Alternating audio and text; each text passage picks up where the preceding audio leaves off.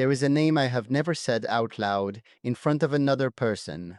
Not once. Not in a moment of emotion where the guard comes down and things escape that were meant to stay contained. Not in a conversation where someone asked the right question at the right moment and I came close enough to the answer that the name almost surfaced. Not in the private company of people who know me well enough to have earned access to most things I keep protected.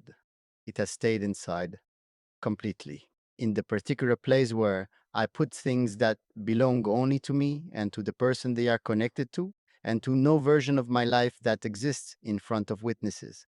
My name is Sheikh Hamdan, and I am not going to say it now either, but I am going to tell you what keeping it has cost me, and why I have kept it anyway.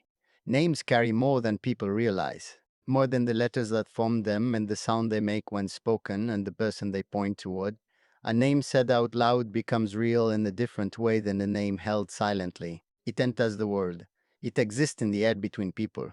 It becomes something others can touch with their understanding and their interpretation and their opinions about what the name means and who it belongs to and what its presence in your mouth says about you.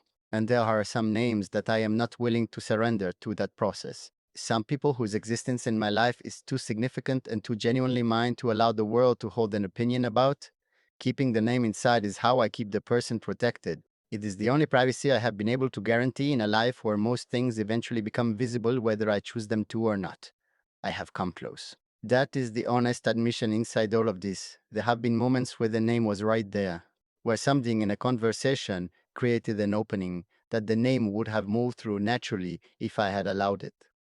And I felt it, the pull toward saying it, toward making it real in the shared space between me and whoever was present. And every time I felt that pull, I made the same decision. I closed the opening before the name could move through it.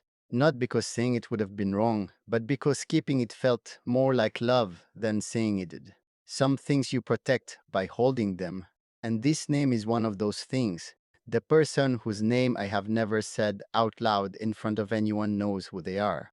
They know because I have said it to them, directly, without the world present, in the only context where that name has ever belonged.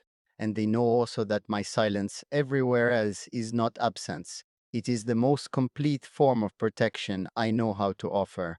A name kept private by someone who lives publicly is not a small thing. It is everything I had left to give that could not be taken,